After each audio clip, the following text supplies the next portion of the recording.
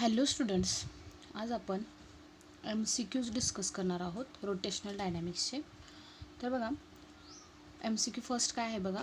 The movement of inertia of a sphere is 20 kilogram metre square about the diameter. What is the movement of inertia about any tangent. आता about any tangent विचारलेला आहे बघा. तर movement of inertia कुणाचा काढायचा आहे आपल्याला? स्पिअरच्या बाबतीत काढायचा आहे. तर स्पेअरच्या बाबतीत आपल्याला काय माहीत पाहिजे बघा. स्पेअरच्या बाबतीत तर ऑप्शन दिलेले आहेत 4. 25 kg metre square. Second option आहे 50 kg metre square, kilogram metre square. C option आहे 70 किलोग्रॅम मीटर स्क्वेअर आणि डी ऑप्शन आहे 80 किलोग्रॅम मीटर स्क्वेअर.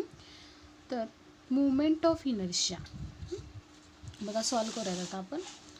तर मुवमेंट ऑफ इनर्शिया स्पिअरच्या बाबतीत किती असतो? अबाउट द डायमीटरच्या बाबतीत movement of inertia of a sphere about diameter is equal to किती दिलेला आहे आपल्याला? 20 किलोग्रॅम स्क्वेअर मीटर. तर काय असतो formula movement of inertia about diameter स्पिअरच्या बाबतीत? फॉर्म्युला काय असतो? 2/5 mr square. Right, 2/5 mr square. स्पिअरच्या बाबतीत बघा अशा पद्धतीने डायग्रॅम येणार, बरोबर. आणि त्याच्या अबाउट डायमीटर विचारलेला आहे. अबाउट डायमीटर म्हणजेच काय असणार? सेंटरमधून पास होणारा.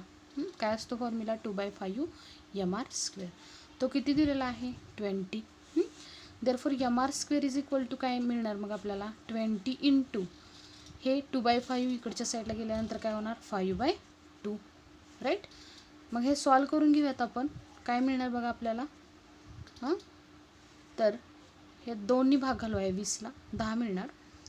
10 इंटू 5 इज इक्वल टू किती मिळणार इथं? 50. mr स्क्वेअरची व्हॅल्यू किती आली? 50. हे आपल्याला पुढं लागणार आहे सॉल्व करताना बघा. त्यानंतर आता मुवमेंट ऑफ इनर्शिया आपल्याला काय विचारलं? हे झाली गिवन कंडिशन. हे गिवन दिलेलं आहे, सगळंच दिलेलं आहे हे. तर movement of inertia about tangent विचारलेलं आहे. अबाउट टँजंट विचारला आहे. आता टँजंट म्हणजे ह्याला काय काढणार तुम्ही? ह्या स्पिअरला काय काढणार? एक अशी टँजंट ड्रॉ करणार, बरोबर. अबाउट अँड टँजंट विचारलेला आहे. मग तुम्हाला काय दिसते बघा? हा एक ॲक्सिस अबाउट अँड डायमीटर आणि ही टँजंट. हे दोघं कसं आहेत? एकमेकांना पॅरलल आहेत. मग काय वापरायचं आता? पॅरलल ॲक्सिस थेरम यूज करायचं. According to parallel axis theorem. Right. मग आर तर आपल्याला माहीत आहे रेडियस असते स्पिअरची. तर अकॉर्डिंग टू मग ह्या दोन पॅरलल ॲक्सिसमधलं डिस्टन्स काय आलं? आर आलं. पॅरलल ॲक्सिस थेरम काय आहे बघा? आपण बघितलेलं आहे. IO is equal to IC plus MH square. Right. मग IO म्हणजे इथं नाव देऊयात आपण. हा पॉईंट आहे कोणताही, आणि हा सेंटरमधून पास होतोय. अबाउट डायमीटर आहे. डायमीटरचा तुम्ही कोणताही घेतला तर तो सेंटरमधूनच पास होते, लक्षात घ्या. अबाउट अँड सेंटर काय असणार? मग इथं C नाव देऊयात ह्या ॲक्सिसला. हा असणार IC मुवमेंट ऑफ इनर्शिया ह्या ॲक्सिसचा, आणि ह्या ॲक्सिसचा ओमधून पास होणारा काय असणार? IO असणार. राईट. मग इथं यूज करा आता. IC काय आहे सांगा आपला? सेंटरमधून पास होणारा, आणि अबाउट अँड डायमीटर किती आहे? 2/5 mr square. 2/5 mr square plus सेंटरमधून झाला. आता MH स्क्वेअर. M म्हणजे मास आहे आणि H म्हणजे त्या दोन पॅरलल ॲक्सिसमधलं डिस्टन्स असतं. ते किती आहे? R आहे. रेडियस एवढं R चा स्क्वेअर होणार. मग 2/5 mr square plus mr square solve करून घेऊयात आपण. हे 2/5 mr square plus mr square किती होणार? mr स्क्वेअर कॉमन काढा. ब्रॅकेटमध्ये काय राहणार बघा? 2/5 प्लस 1. 2/5 प्लस 1 किती होणार बघा? 7/5. हे 5 प्लस 2 7. 7/5 mr स्क्वेअर प्लस हे आहेच mr square. Sorry 7/5 mr square solve करून आलं हे आपलं. मग 7/5 इंटू mr स्क्वेअरची व्हॅल्यू किती आहे? इथं काढली आपण 50. ती ॲज इट इज इथं पुट करा mr स्क्वेअरची व्हॅल्यू. मग सॉल्व करा.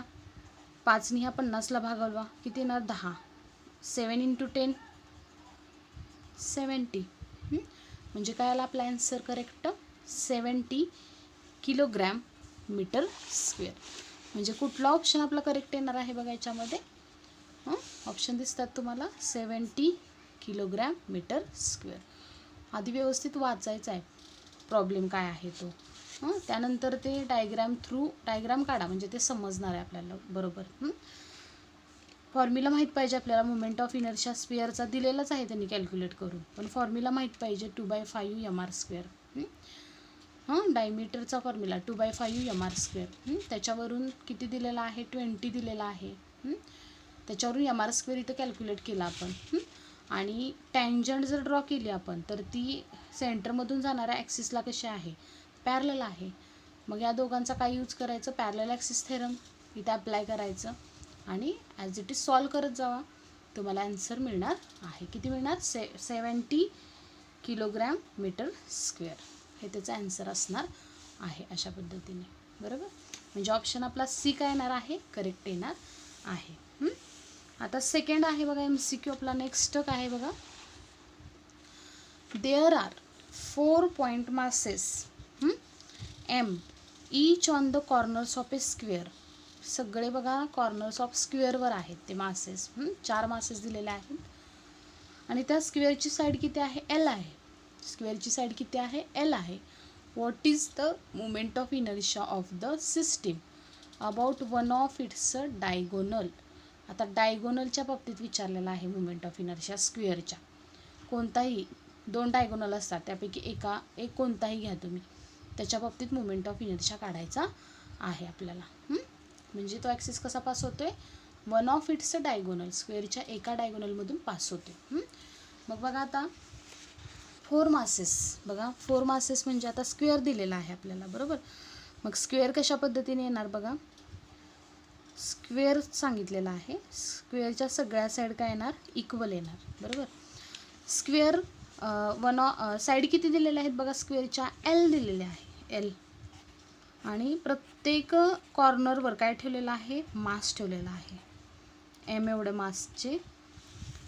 मासेस ठेवलेले आहे. M each on the corner point mass ठेवलेले आहेत M each of the corner. प्रत्येक कॉर्नरला स्क्वेअरच्या साईड L आहे. तर what is the movement of inertia of the system about one of its diagonal विचारलं आहे. मग आता हे अशा पद्धतीने डायग्राम येणार आपली. आता डायगोनल म्हणजे कोणता येणार बघा. हा किंवा हा डायगोनल घ्या. मी हा घेते कन्सिडर करते बरोबर. हा केला तरी चालेल काही प्रॉब्लेम नाही, पण हा डायगोनल मी घेतला तर हा आपला ॲक्सिस ऑफ रोटेशन आहे. याच्या भोवती हा स्क्वेअर काय होणार आहे रोटेट होणार आहे. हा ॲक्सिस आहे आपला. तर ह्या ॲक्सिसच्या अशी ही सिस्टीम तयार झाली तर ह्या ॲक्सिसच्या about movement of inertia find out करायचा आहे. तर बघा तुम्हाला एक समजणार आहे का बघा की मुवमेंट ऑफ इनर्शियाचा फॉर्म्युला काय आहे मास इंटू डिस्टन्सचा स्क्वेअर. आता ह्या ॲक्सिसवर ही 2 मासेस आहेत हा एक आणि हा एक. म्हणजे ह्यांचं ॲक्सिसपासूनचं डिस्टन्स किती आहे 0. म्हणजे ह्या आणि ह्या केसमध्ये मुवमेंट ऑफ इनर्शिया दोघांच्या बाबतीत काय येणार आहे 0 येणार आहे राईट. आता राहिला प्रश्न कुणाचा ह्या मासचा आणि या मासचा. तर ह्यांचं परपॅन्डिक्युलर डिस्टन्स आपल्याला माहीत नाही तर ते आपण कॅल्क्युलेट करूयात बघा. तर हे परपॅन्डिक्युलर डिस्टन्स असणार आहे ॲक्सिस ऑफ रोटेशनपासून ह्या मासचं आणि ह्या मासचं ॲक्सिस ऑफ रोटेशनपासून हे डिस्टन्स असणार आहे. आता स्क्वेअर आहे त्यामुळे ही लेंथ आहे बरोबर. मग हा डायगोनल काढून घेऊयात आपण कशावरून ही साईड हे एवढं पूर्ण कॅल्क्युलेट करूयात कशावरून अकॉर्डिंग टू पायथागोरस थेरम. कारण आपल्याला हे डिस्टन्स माहीत पाहिजे. हे छोटं हे डिस्टन्स ह्या साईडचं दोन्ही साईडचं सेमच येणार आहे पण एक काढून घेतलं पाहिजे आपण. हे काढून घ्या ॲज इट इज हे डिस्टन्स असणार आहे ते. मग बघूयात आता आपण बघा आधी पहिल्यांदा आपल्याला हा डायगोनल कॅल्क्युलेट करावा लागणार बघा. तर डायगोनल किती आहे हा बघूयात आता आपण. तर बघा डायगोनलचं आता हे काढण्यासाठी आपण ह्याला x मानूयात बरोबर. हे डिस्टन्स मग अकॉर्डिंग टू पायथागोरस थेरम हा हायपोटेनस येणार. ह्या ट्रायंगलमध्ये यूज करा. x² इज इक्वल टू काय मिळणार L² plus L². Therefore x² is equal to काय मिळणार आपल्याला 2L² मिळणार राईट. मग x² ची व्हॅल्यू तुम्हाला काय मिळाली आपल्याला 2L² मिळाली राईट. मग आता आपल्याला काय पाहिजे x पाहिजे बरोबर. मग एक्सची व्हॅल्यू काय मिळणार बघा इथं आपल्याला, एक्सची व्हॅल्यू √2 इंटू एल मिळणार, √2 इंटू एल. म्हणजे ही एवढी लेंथ काय मिळाली आपल्याला, ही पूर्ण टोटल √2 इंटू एल. मग हिच्या हाफ आहे ना ही लेंथ, किंवा ही म्हणा तुम्ही, ही काढा किंवा ही काढा किंवा ही, आपल्याला ही पाहिजे ना. मग सगळ्यांची लेंथ काय, ह्या सगळ्यांची सेमच येणार आहे. एक्सियम हे एक्सियम, हे एक्सियम, हे एक्सियम, सगळं सेमच येणार आहे बरोबर, कारण स्क्वेअर आहे तो त्यामुळं. मग ही लेंथ आपल्याला काढायची आहे, ही त्याच्या हाफ असणार. म्हणजे ह्या लेंथला जर तुम्ही काय नाव देता येत नाही बघा आपल्याला, सपोज आपण कन्सिडर करूयात ही लेंथ, म्हणजे ही लेंथ काढायची आपल्याला, हिच्या निम्मी येणार म्हणजे हाफ येणार. म्हणजे किती घेऊयात बघा आपण ती लेंथ, कॅपिटल एलने दाखवूयात ही लेंथ आपल्याला, किंवा परपेंडिक्युलर डिस्टन्स आपल्याला लागणार आहे, आरने आपण दाखवलं तरी चालेल ते. मग आर किती घेऊयात बघा, हे परपेंडिक्युलर डिस्टन्स आपण ह्या लेंथच्या हाफ, ही पूर्ण एक्स काय मिळालं आपल्याला, √2l.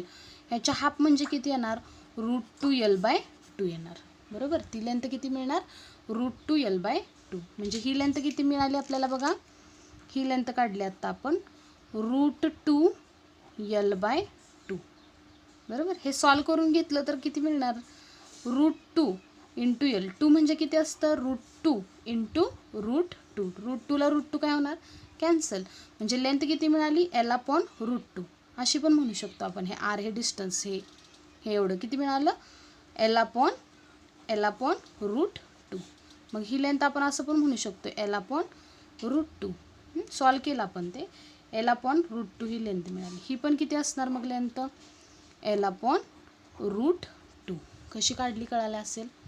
पायथागोरस थेरमच्या सहाय्याने काय काढून घेतली आपण, ही लेंथ काढा किंवा ही लेंथ डायगोनलची काढा, त्याच्या निम्मी असणार ही लेंथ, ही आणि ही.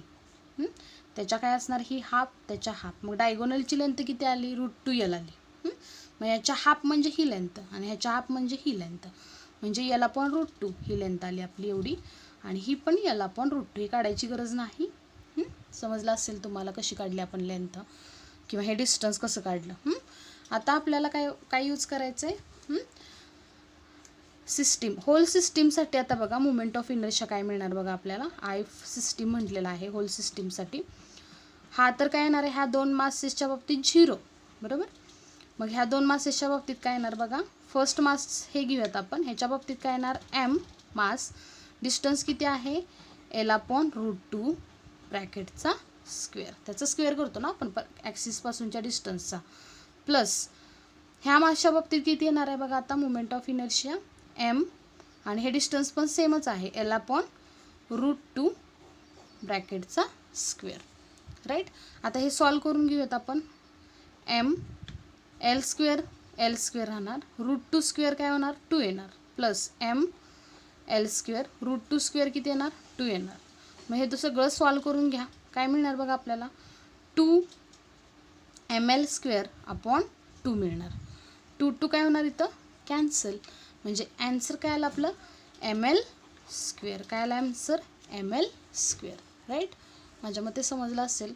पहिल्यांदा ह्या डायगोनलची लेंथ काढून घ्या कोणत्याही एका, मी हा कन्सिडर केला आहे डायगोनल, त्याची लेंथ मी काढून घेतली, ती लेंथ आली √2/l. ह्याच्या हाफ लेंथ म्हणजे ही एवढं परपेंडिक्युलर डिस्टन्स आपण काढून घेतलं, त्याच्या हाफ म्हणजे किती येणार सांगा, √2l/2, त्याच्या हाफ केली.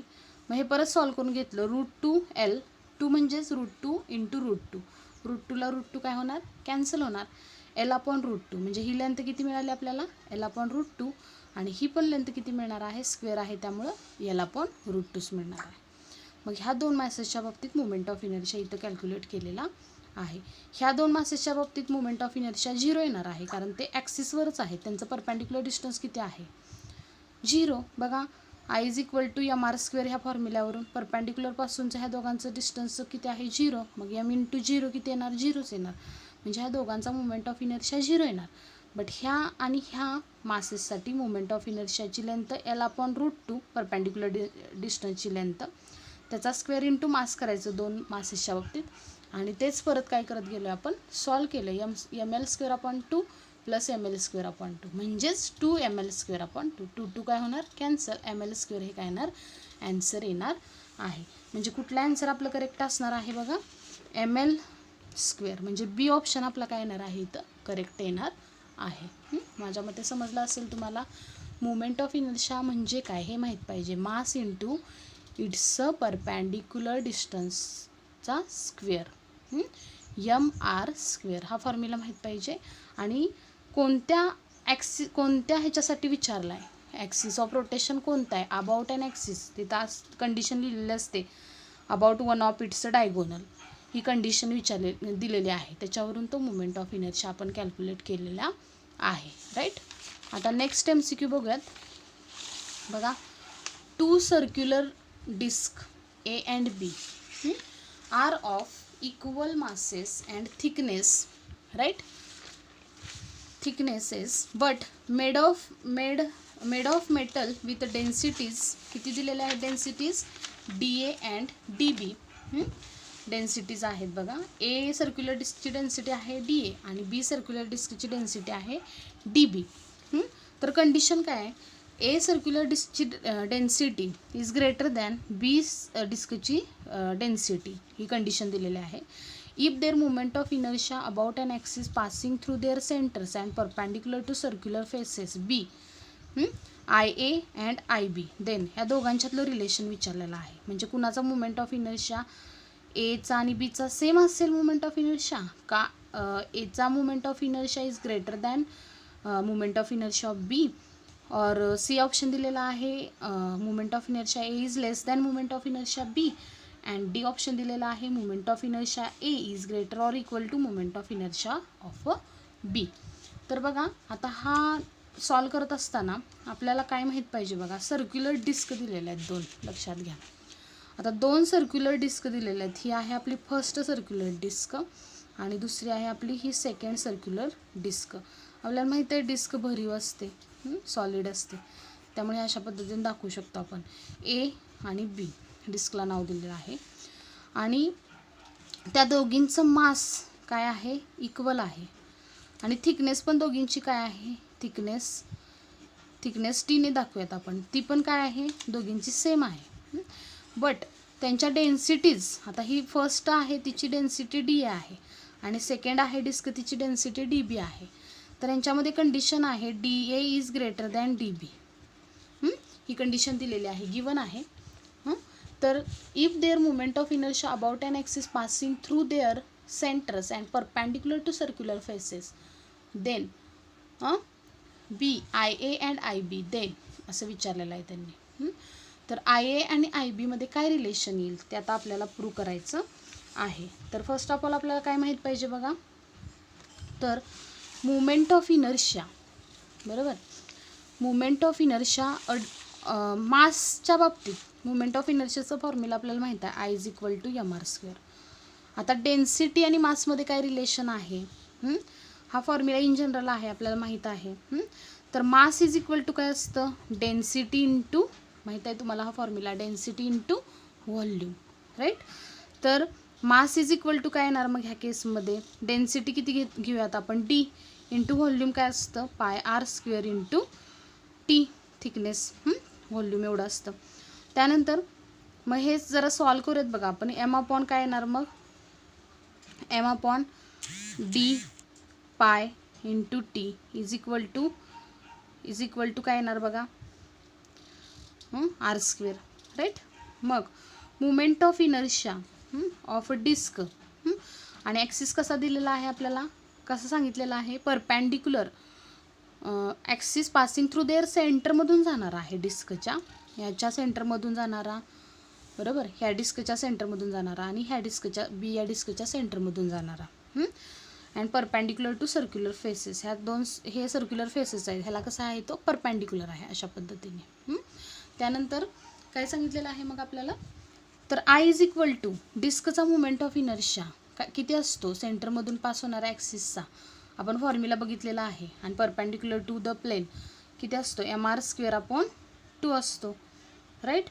मग M/2 आणि R स्क्वेअरची व्हॅल्यू आत्ता आपण काढली ना, ती पुट करा इथं, MD पाय T, ही व्हॅल्यू R स्क्वेअरची पुट केली आपण इथं, म्हणजे आपल्याला इन जनरल इक्वेशन काय मिळाली इथं, M स्क्वेअर अपॉन 2D पाय T. राईट. मग याच्यावरून काय दिसणार आहे आपल्याला, मास कॉन्स्टंट असतं, 2 नंबर आहे कॉन्स्टंट आहे, पाईप कॉन्स्टंट आहे, थिकनेस पण कॉन्स्टंट आहे. म्हणजे चेंज कशामध्ये होतो? डेन्सिटीमध्ये. म्हणजे moment of inertia is inversely proportional to the density. Right. ह्या इक्वेशनवरून आपल्याला ते मिळालं. Moment of inertia is inversely proportional to density. मग डेन्सिटीचं रिलेशन काय दिलेलं आहे गिवनमध्ये? DA is greater than DB. आता डेन्सिटीचं असं रिलेशन आहे, तर मुमेंट ऑफ इनर्शियाच्या बरोबर याचा अपोजिट येणार, म्हणजे IA इज लेस दॅन काय येणार? IB येणार. म्हणजे हे रिलेशन कशावरून घेतलं आपण? मुमेंट ऑफ इनर्शिया आणि डेन्सिटीमध्ये इनवर्स प्रोपोर्शन आहे. मग हे रिलेशन आपल्याला गिवन आहे, दिलेलं आहे प्रॉब्लेममध्ये. न्यूमरिकल ते वर ते क्वेश्चन दिलेलं आहे त्याच्यामध्ये आहे ते.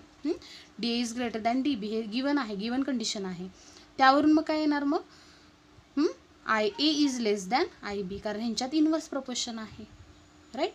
म्हणजे कुठला ऑप्शन आपला करेक्ट येणार आहे बघा याच्यातला? तर IA is less than IB, म्हणजे C ऑप्शन आपला काय येणार आहे? करेक्ट येणार आहे. Right. IA is less than IB. बरोबर. अशा पद्धतीने आपण ते सॉल्व केलेलं आहे. राईट. म्हणजे फक्त आपल्याला हे माहीत पाहिजे, इथं सॉल्व केलं आपण, पण आपल्याला हे माहीत पाहिजे की मुमेंट ऑफ इनर्शिया आणि डेन्सिटीमध्ये काय रिलेशन आहे? इनवर्स प्रोपोर्शन आहे. मग त्याच्यावरून लगेच ते आपल्याला सॉल्व करता येणार आहे. राईट. अशा पद्धतीने सॉल्व केलेलं आहे. सॉल्व करून बघा. तर बघा आता नेक्स्ट काय आहे बघा MCQ. बघा नेक्स्ट MCQ बघूयात. 4 masses each of 2 kilogram are. प्रत्येकाचं मास 2 kg आहे, 2 किलोग्रॅम आहे. Are placed on a horizontal circular disc. आणि हे 4ही मासेस एका हॉरिझॉन्टल डिस्कवर काय केलेले आहेत? ठेवलेले आहेत.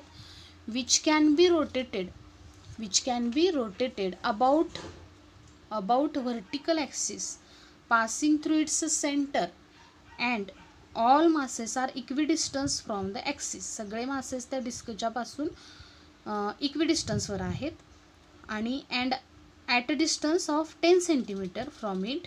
आणि त्या ॲक्सिस जो पास होतो त्याच्या कशापासून? सेंटरपासून 10 सेंटीमीटर एवढ्या डिस्टन्सवर आहेत सगळे पार्टिकल.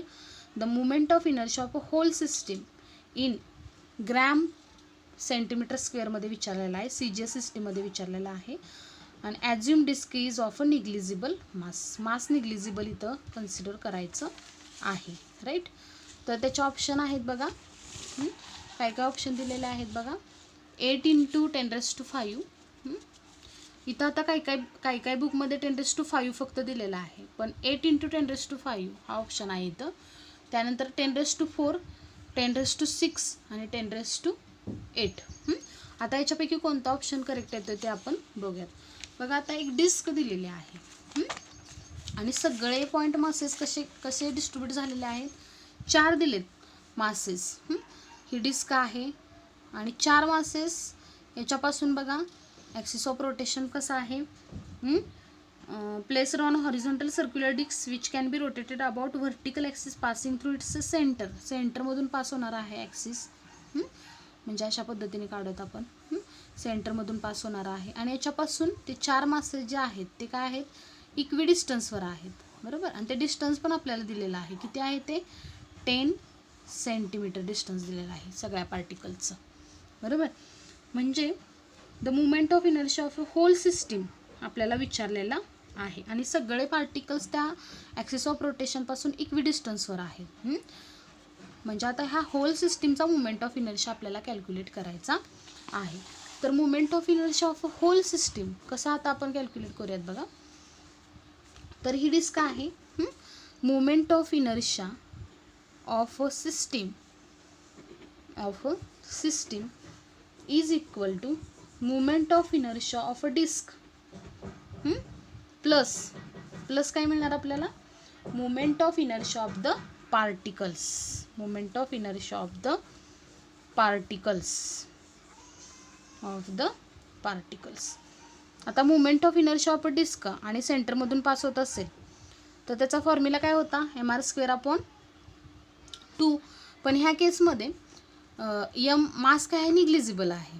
बरोबर. त्यामुळे इथला मुमेंट ऑफ इनर्शिया काय येणार? 0च येणार. मास निग्लिजिबल कन्सिडर करायचा आहे डिस्कचं, त्यामुळे 0च येणार मुमेंट ऑफ इनर्शिया डिस्कचा. Plus moment of inertia of the particles हा फक्त आता इथे येणार बघा. म्हणजे किती पार्टिकल्स दिले तिथं 4 पार्टिकल्स आहेत बरोबर. आणि ते किती डिस्टन्सवर आहेत बघा, सगळे इक्वी डिस्टन्सवर आहेत.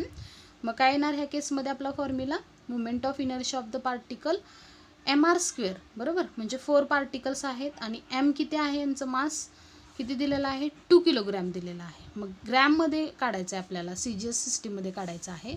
तर CGSमध्ये किती असतं बघा आपलं, CGSमध्ये 2 किलोग्रॅमचं ग्रॅम किती होणार, 2000 ग्रॅम होणार बरोबर. मग 2000 ग्रॅम नाही लिहिलं तरी चालेल, 2000 प्लस काय येणार इथं इंटू डिस्टन्स किती आहे, हे मास घेतला आपण 2000 इंटू डिस्टन्सचा स्क्वेअर, म्हणजे डिस्टन्स किती आहे 10चा काय होणार स्क्वेअर होणार बरोबर. म्हणजे हे 4 इंटू 2000 इंटू 100 येणार इथं. आणि हे सगळं कॅल्क्युलेट केल्यानंतर आपल्याला किती मिळणार, 2 इंटू 4 8 इंटू हे किती आहेत झिरोज 1 2 3 4 5 10⁵ ग्रॅम सेंटीमीटर स्क्वेअर. हा काय मिळाला, ह्या टोटल सिस्टीमचा मोमेंट ऑफ इनर्शिया आपल्याला कॅल्क्युलेट करून मिळाला बरोबर. Moment of inertia of the particles, प्रत्येक पार्टिकलचा काढत बसायचं नाही, 4 पार्टिकल्स आहेत त्यामुळे 4ने मल्टिप्लाय करायचं हां. आणि mr² हा फॉर्म्युला यूज करायचा. मग मासेस किती आहेत, मास 2 किलोग्रॅम आहे. 2 किलोग्रॅमचं ग्रॅममध्ये करून घ्यायचं, कारण ग्रॅममध्ये विचारलेलं आहे आपल्याला, ग्रॅम सेंटीमीटर स्क्वेअर CGSमध्ये विचारलेलं आहे, त्यामुळे ते कन्वर्ट करून घ्यायचं. आणि इंटू मास इंटू डिस्टन्स किती आहे 10 सेंटीमीटर आहे, त्याचं काय कन्वर्जन नाही करायचं, सेंटीमीटरमध्येच आहे, त्याचं काय होणार स्क्वेअर होणार. म्हणजे काय येणार मग आपला ॲन्सर काय येणार 8 इंटू किती आहेत हे सॉल्व करून आलं 10⁵. म्हणजे आपला करेक्ट ॲन्सर काय येणार बघा 8 इंटू, जर 8 नसेल तर 10⁵ ही ऑर्डर मिळाली आपल्याला, त्यामुळे ए ऑप्शन काय घ्यायचा इथं करेक्ट घ्यायचा आहे राईट. अशा पद्धतीने आपला आता त्याच्या पुढचा नेक्स्ट MCQ बघूयात आपण. 3 point masses M, 3 point masses आहे M are placed at a vertices of an equilateral triangle. Equilateral triangle आहे, त्याचे जे शिरोबिंदू आहेत त्यांच्यावरती मासेस काय झालेले आहेत, अरेंज झालेले आहेत. अँड साईड्स A दिलेले आहे, साईड किती आहे इक्विलॅटरल ट्रायंगलची A दिलेली आहे. Moment of inertia of the system about an axis COD, हा ॲक्सिस कन्सिडर करायचा आहे, COD डायग्राम दिलेलीच आहे. COD passing through a mass M, मधून पास होतोय ॲट O या पॉईंटमध्ये, and lying in the plane of AOB, ह्या प्लेनमध्ये आहे AOB, and perpendicular to OA ला काय आहे तो परपॅन्डिक्युलर आहे. म्हणजे ह्या ॲक्सिस ऑफ रोटेशनच्या बाबतीत काय काढायचा आपल्याला, मोमेंट ऑफ इनर्शिया कॅल्क्युलेट करायचा आहे बरोबर. मग आता ह्या ॲक्सिसच्या बाबतीत बघा किती मासेस राहणार आहेत बघा, मी परत तुम्हाला डायग्राम करून दाखवते. एक इक्विलॅटरल ट्रायंगल दिलेला आहे, एक इक्विलॅटरल ट्रायंगल दिलेला आहे, त्याच्यामध्ये काय सांगितलेलं आहे, ह्या प्रत्येक व्हर्टायसेसवर याच्या मास आहे M एवढं, प्रत्येक ह्याच्यावर व्हर्टायसेसवर. तर ते मास आणि ॲक्सिस कसा दिलेला आहे, हा दिलेला आहे COD, ह्याला A नाव दिलेलं आहे, ह्याला B नाव दिलेलं आहे. आणि ह्या ॲक्सिसच्या about moment of inertia calculate करायचा आहे. प्रत्येक मास त्याच्या व्हर्टायसेसवर अरेंज केलेला आहे आणि प्रत्येक साईड किती दिलेले आहे A. तर आता moment of inertia about an axis COD ह्या ॲक्सिसच्या बाबतीत काढायचा आहे, मोमेंट ऑफ इनर्शिया COD ॲक्सिसच्या बाबतीत काढायचा आहे. तर आता ह्या मासच्या बाबतीत मोमेंट ऑफ इनर्शिया काय येणार, ह्या फर्स्ट मास मानूयात आपण, ह्याला M1, हे M2, हे M3, प्रत्येकाचं मास M आहे एवढं कन्सिडर करा. ह्याचं मास M आहे, ह्याचं मास M आहे, हे M1चं पण मास Mच आहे. तर आता ह्या M1च्या बाबतीत काय येणार, मोमेंट ऑफ इनर्शिया 0 येणार. का, तर तो ॲक्सिसवरचा आहे, परपॅन्डिक्युलर डिस्टन्स 0 आहे. कारण मोमेंट ऑफ इनर्शियाचा फॉर्म्युला काय आहे, मास इंटू डिस्टन्स परपॅन्डिक्युलर डिस्टन्सचा स्क्वेअर. या केसमध्ये मग परपॅन्डिक्युलर डिस्टन्स काय आहे का नाही, त्यामुळे 0 येणार. प्लस आता ह्या मासच्या बाबतीत काय येणार, हे एच्या तिथं ए ह्याच्यावर शिरोबिंदूवर जे मास आहे त्याच्या बाबतीत काय येणार, moment of inertia M into distance square किती आहे A², परपॅन्डिक्युलर डिस्टन्स किती आहे हे या साईड एवढंच म्हणजे किती येणार ए स्क्वेअर, राईट. प्लस आता हे डिस्टन्स आपल्याला माहीत नाही. आता ह्याचं झालं. आता ह्याच्या बाबतीत काय येणार बघा, ह्याच्या बाबतीत हे बघा हे डिस्टन्स येणार, बरोबर. मग हे डिस्टन्स आता आपण कसं कॅल्क्युलेट करूयात, हे ए आहे आणि हा इक्विलॅटरल ट्रायंगल आहे, त्यामुळे हे डिस्टन्स किती येणार a/2 येणार, बरोबर. हे हाफ येणार बरोबर, याच्या a/2 येणार हे डिस्टन्स, राईट. मग ह्या केसमध्ये काय येणार, मुवमेंट ऑफ इनर्शिया ह्या पार्टिकलच्या बाबतीत m2च्या बाबतीत मास सेमच आहे, सगळ्यांचं मास सेमच आहे आणि डिस्टन्स काय येणार a/2. त्याचं काय होणार स्क्वेअर होणार, बरोबर. कारण परपॅडिक्युलर डिस्टन्सचा काय असतो स्क्वेअर असतो. ह्या डिस्टन्सचा काय होणार मग बी या ठिकाणचं मास बघतोय आपण, मुवमेंट ऑफ इनर्शिया काढतोय, a/2 असणार डिस्टन्स. मग काय येणार ma² प्लस ma²/4, राईट. मग हे आपण काय करू शकतो कॅल्क्युलेट करू शकतो. ma² कॉमन काढूयात, 1 + 1/4 ma² दोघांच्यातून कॉमन काढलं. ma² सॉल्व करून घ्या. हे 4 × 1 4, 4 + 1 5, 5/4 म्हणजे काय आन्सर येणार आपलं 5/4 ma². म्हणजे आन्सर काय येणार 5/4 ma². म्हणजे कोणता ऑप्शन करेक्ट येणार आपला 5/4 ma², राईट. अशा पद्धतीने आपले MCQs डिस्कस झालेले आहेत. Okay class, thank you.